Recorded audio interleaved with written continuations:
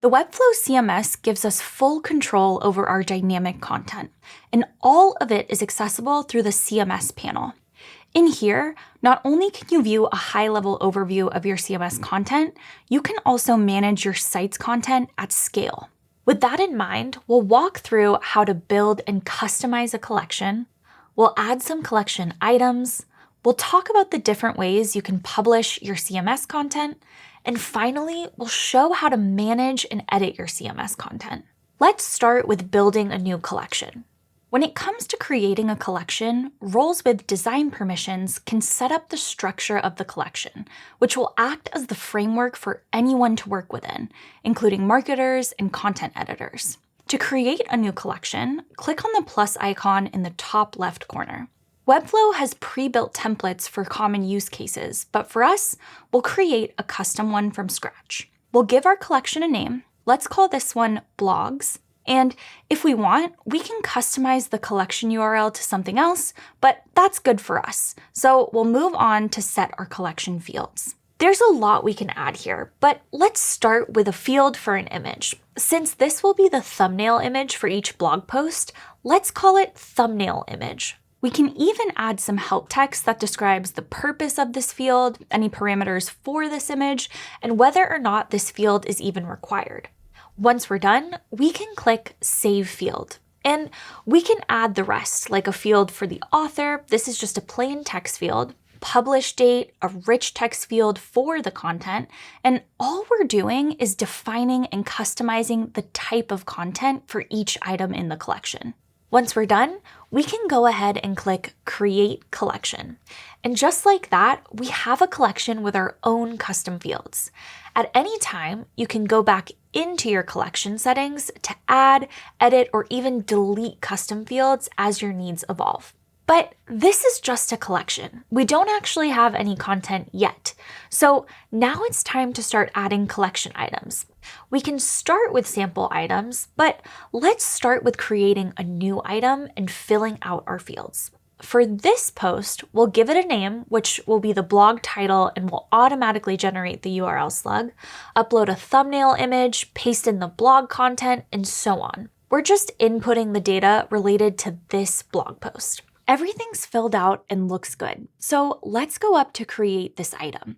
And just like that, we have our first blog post, our first collection item in our collection. And if we want, we can add more blog posts to fill out our collection. From there, the designer can use these data to design and build, because in order for us to see this collection content on our site, the content needs to be bound to the elements on the site through collection lists and pages. That was building our collection and its content. What about publishing CMS content? Earlier, when we created a collection item, we saved it as a draft, which saves the item but won't go live with the next full site publish. Publish Now publishes that item to the live site immediately. This does not require a full site publish. But what about the other options? Queue to publish means it will be published on the live site at the next full site publish. With Schedule to Publish Later, you can schedule the item to go live at any time in the future. This is based on the time zone set for the site under the site's settings. And finally, if you ever need to remove content from the published site, you can unpublish them.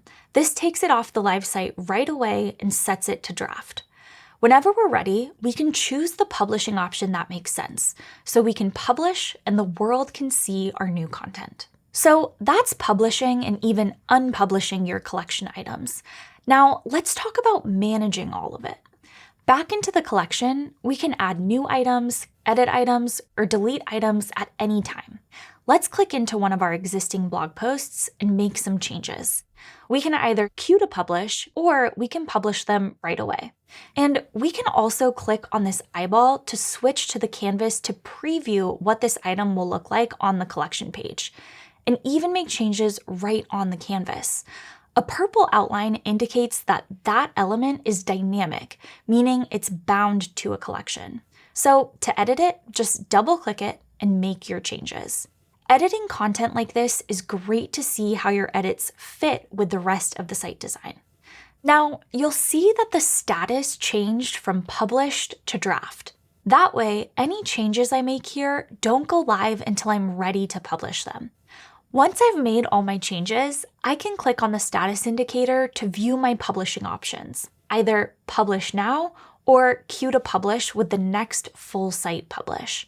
And remember, because we're working with dynamic content, any changes you make to that content apply to all instances where that content is being referenced. But what if you need to update multiple items at once?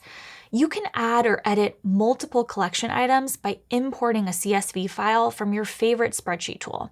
And for advanced workflows, you can programmatically manage your content with ease using Webflow's APIs or with Webflow apps in the marketplace.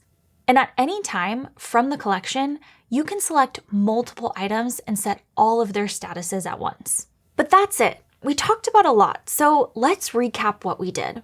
We built and created a collection, as well as its custom fields.